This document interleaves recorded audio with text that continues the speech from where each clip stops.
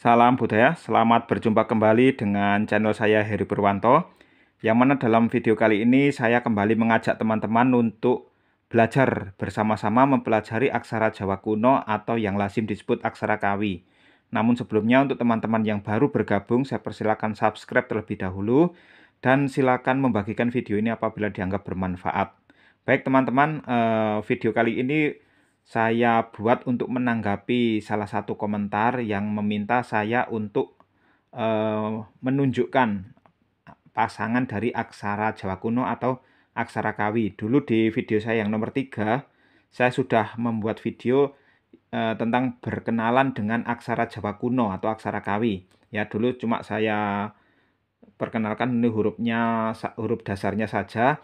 Dan di video kali ini saya menyertakan pasangannya. Pasangan itu fungsinya apa? Nanti akan kita bahas di belakang ya. Jadi dulu di video saya yang nomor 3 saya sudah menjelaskan satu persatu bentuk dan bunyinya.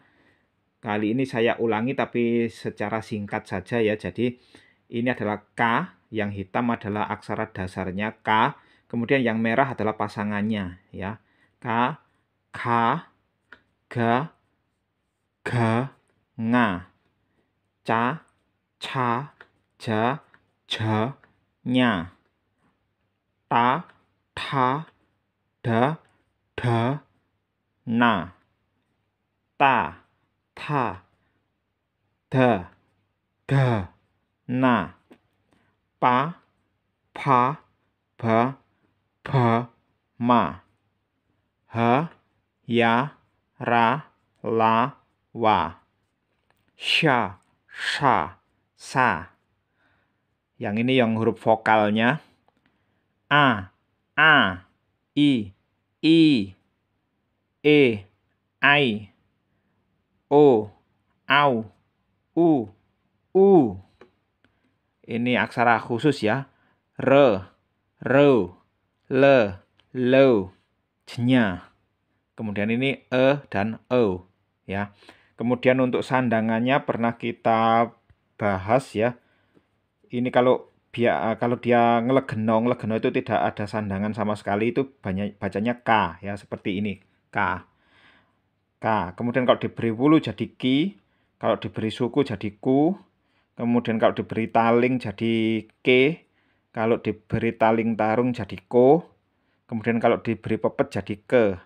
Nah, yang ini yang bentuk panjangnya. Jadi ini K, diberi tarung saja. Ini ki, kemudian ini ki, ya.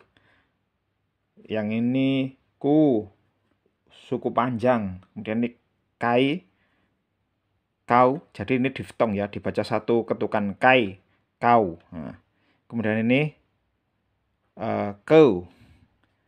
Nah, kemudian kalau dia tidak kalau ini adalah sandangan sigeknya ya. Kalau dia diberi pangkon maka dia akan menjadi kamati. Kemudian kalau diberi istilahnya wiknyan di belakangnya maka menjadi kah. Kalau diberi cecek di atasnya jadi kang ya. Untuk teman-teman yang berminat untuk screenshot, saya persilakan, saya beri waktu 10 detik ya. Silakan untuk yang berminat screenshot. 1, 2, 3, 4, 5, 6, 7, 8, 9, 10. Oke teman-teman, kita mulai pembelajarannya. Jadi kalau ini sandangan, ini pasangan. Seumpama kita mau nulis kata dadi ya, dadi, maka kita gunakan huruf da. Huruf da bentuknya seperti ini ya. Ini adalah da.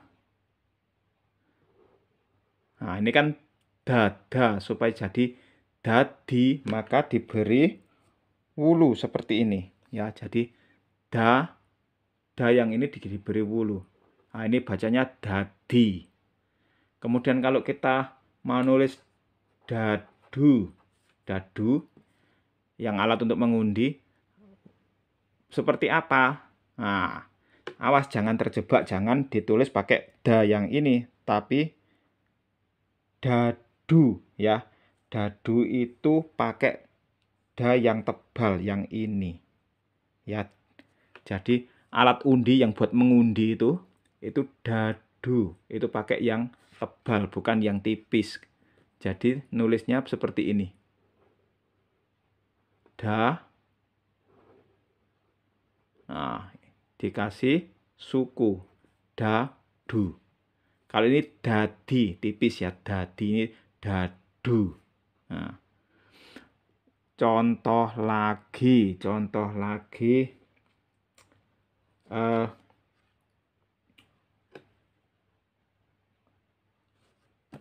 kobong.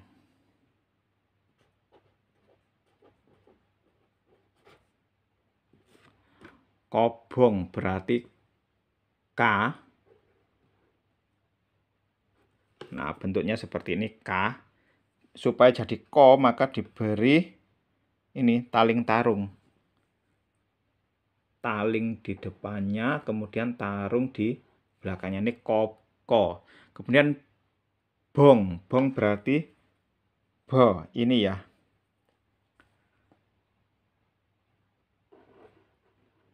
Nah, ini ba, supaya jadi bo berarti dikasih taling tarung. Nah, kemudian eng ini bagaimana? Apakah nga diberi pangkon? Tidak ya, karena apa? Karena ada khusus ini. Nah, berarti pakai di sini. Nah, ini kobong ya. Nah, itu untuk sandangan. Bagaimana dengan pasangan? Pasangan itu fungsinya apa? Pasangan yang warna merah ini fungsinya untuk mematikan atau membunuh. Contohnya kalau saya mau nulis anta. Anta itu kalau aksara Jawa baru kan A itu pakai H ya, pakai aksara ho. Tapi kalau aksara Jawa kuno kita pakai yang A ini. Anta, A berarti A. Nah, ini A. Ya. Ini A. Kemudian entah berarti kan na dimatikan dengan ta. Na kan ini. Na kan ini. Jadi nah, kalau ini kan bacanya ana ya, ana. Supaya na ini mati, maka dia dimatikan dengan ta. Tapi ta yang dipakai bukan ta dasar, tetapi ta pasangan. Nah, ini. Ya, yang warna merah. Posisinya di bawah. Berarti an ta ya. Jadi a, kemudian na, supaya jadi en, maka dimatikan dengan ta. Pasangan ta ya, yang di bawah. Ya. Nah, kemudian contoh lagi, apakah ini hanya berlaku untuk di tengah kata saja? Tidak ya, ini berlaku di tengah kalimat juga bisa. Contohnya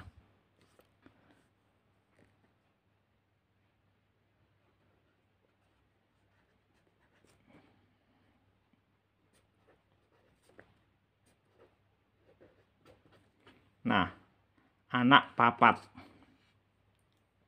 A berarti pakai ini, A.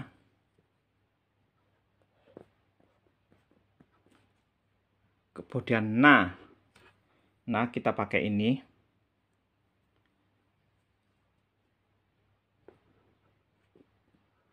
Ana. Kemudian K. Ana. Anaka ya. Lah, ini bacanya anaka. Kalau supaya jadi anak papat berarti K harus dimatikan pakai pasangan pa. Nah, untuk mematikan maka kita ambil pasangannya. Bentuknya seperti ini ya. Jadi pasangan pa bentuknya seperti ini.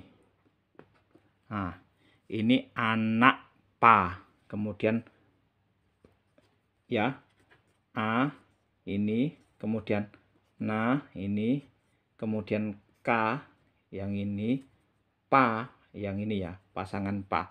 Nah, kemudian kita lanjutkan yang pa ini berarti pa yang biasa. Pa yang biasa seperti ini. Ya, di sini. Nah, anak pa pat berarti ta.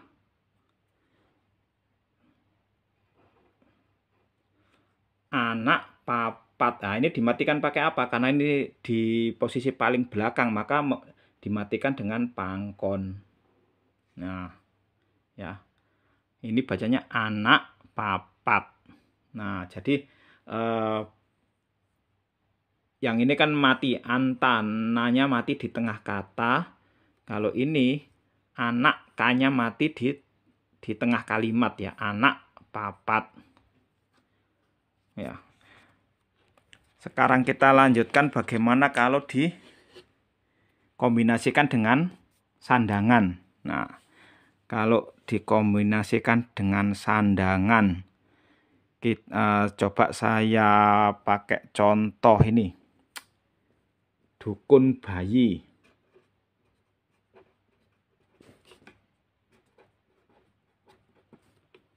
Ya. Dukun bayi, du, karena du ini tebal, maka kita pakai yang da, bukan yang da, tapi da, berarti yang ini ya. Dukun bayi, pakai da, bukan pakai da. Nah, ini da. Du, berarti dikasih suku. Du. Kun, berarti ka, dikasih suku. Kemudian na, ya, na, dukuna, supaya jadi dukun ba, maka pasangan ba di bawahnya ini. Nah, ini pasangan ba. Ya, ini aksara dasarnya di atas, kalau pasangan ba posisinya di bawah, ya. Nah, ini dukun ba yi. Yi berarti pakai ya.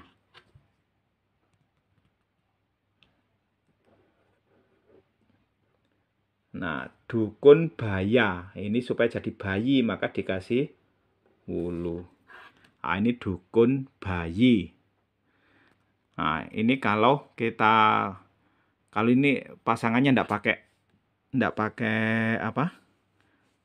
Sandangan ya. Sekarang kalau pasangannya pakai sandangan bagaimana? Nah, ini saya punya contoh katanya adalah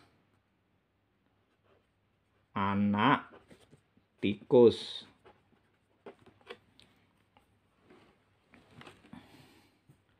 Contohnya ini. A. Kemudian na seperti tadi. Ana. Kemudian K. Nah, anaka. Supaya jadi anak ti, maka dikasih pasangan tadi. K-nya ini dimatikan dengan pasangan ta.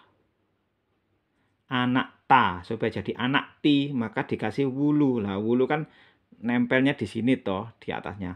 Nah, kalau ada pasangan gini ti, dia taruhnya di sini atau di sini. Nah, aturannya walaupun itu ti, dia itu yang bunyinya ti, tapi penulisannya tetap di atas. Ya, anak ti. Kus berarti k diberi suku. Anak tiku, kemudian paling belakang sa,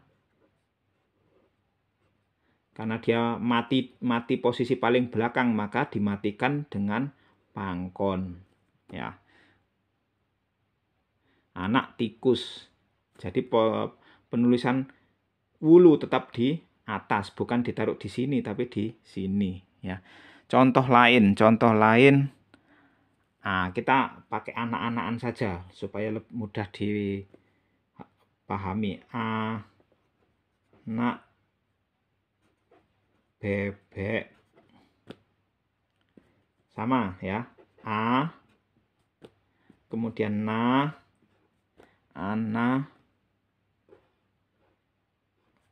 Anak bebek. Nah, ini anak ba ya, anak ba.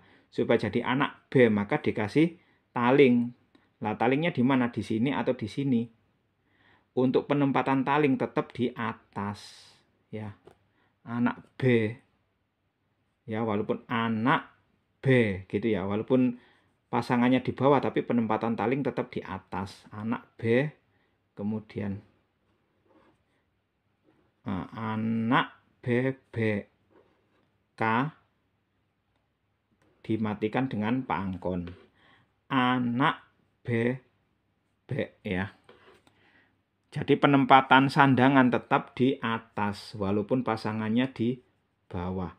Contoh lagi, bagaimana kalau taling tarung? Sama.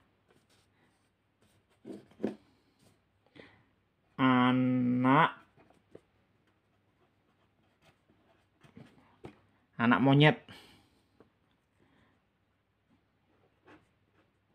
A, kemudian na, kemudian anaka.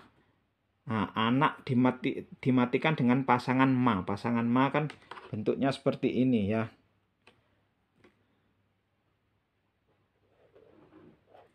Nah, anak monyet berarti kan dikasih taling tarung supaya jadi mo, berarti dikasih taling tarung. Walaupun pasangan ma di bawah, taling tarungnya tetap ditaruh atas. Nah, ya. Anak monyet. Nyet itu bagaimana? Apakah na dimatikan dengan pasangan ya? Enggak ya, tidak. Jadi nya itu hurufnya ada sendiri, yaitu huruf nya pakai ini. Ini bacanya nya ya.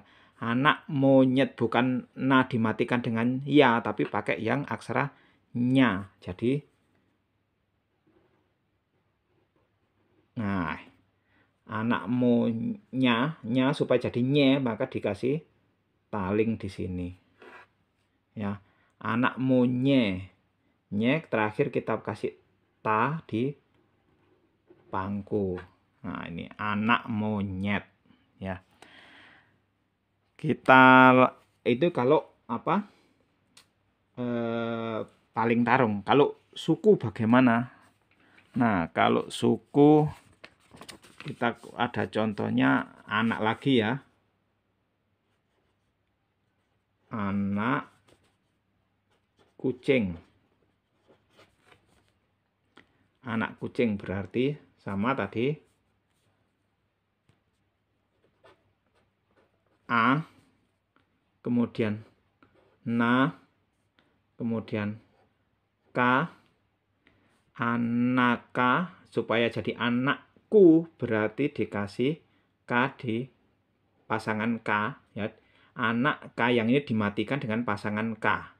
Anak K supaya jadi anakku maka diberi suku. Nah, kalau yang tadi pasangan nempelnya di atas. Taling, kemudian wulu nempelnya di atas ya. Kemudian taling tarung nempelnya di atas. Tapi khusus untuk suku nempelnya di bawah di sini. Jadi bukan sukunya ditaruh sini tapi ditaruh yang bawah sendiri. Anakku cing. Cing berarti nah ini ca ya, ini ca dikasih wulu. Anak kuci. Nah, yang terakhir bagaimana? Apakah nga dimatikan dengan pangkon? Tidak ya. Karena eng sudah ada sendiri maka pakai sandangan yang cecek ini. Anak kucing. Nah, itu. Nah, sekarang bagaimana kalau kasus tumpuk 3? Kasus tumpuk 3 saya beri contoh ini.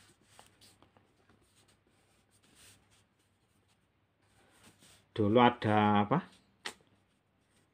Lawak Sri Mulat yang namanya Pak Triman. Coba. Pak Triman. Nah, ini. Pak Triman berarti pakai pa, kemudian k, k-nya dimatikan dengan ta, pasangan ta. Nah, pasangan ta dimatikan dengan ra, pasangan ra. Pasangan ra bentuknya seperti ini ya.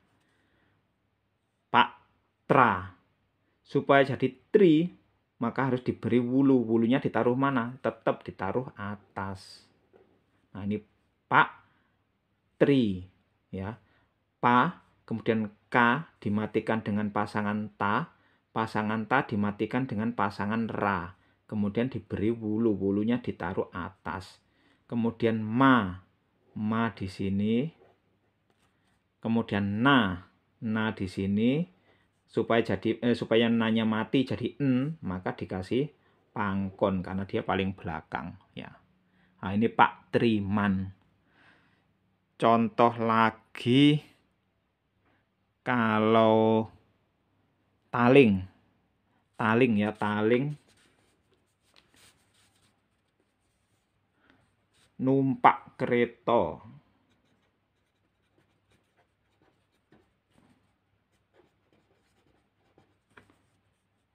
Numpak berarti na diberi suku nu, kemudian ma,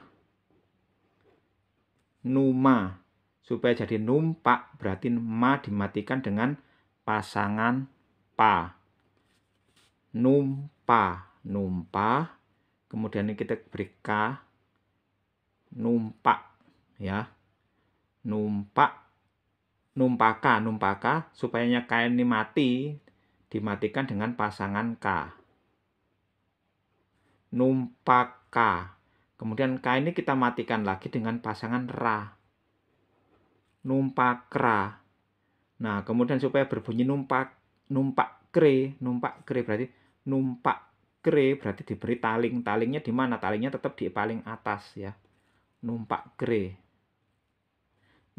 kre, kemudian terakhir kereta.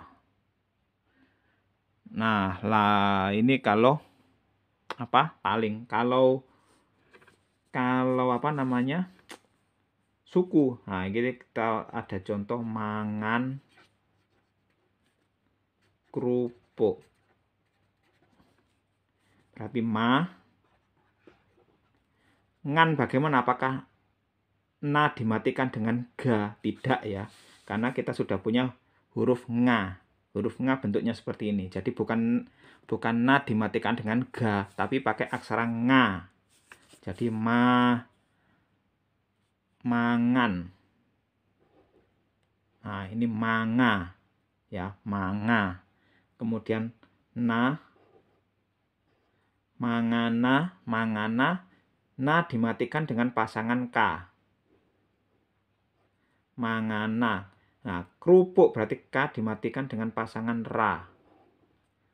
Mangankra. Supaya jadi kru maka dikasih suku. Nah, ini tumpuk-tumpuk ya, mangan kru.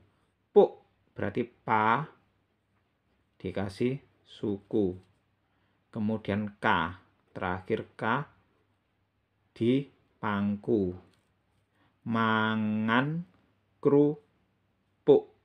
Nah, oke, terakhir, contoh terakhir saya mau nulis manuk perenjak. Nah, seperti apa? Manuk perenjak sama, berarti pakai ma. Kemudian nuk berarti pakai na. Mana, supaya jadi manuk berarti dikasih suku. Manu, kemudian ini ka, manuka supaya jadi manuk perenjak diberi dimatikan dengan pasangan pa. Manuk pa. Pre bagaimana? Apakah pasangan ra diberi pepet? Enggak ya. Re itu hurufnya khusus seperti ini. Nah, pasangannya seperti ini ya. Namanya keret.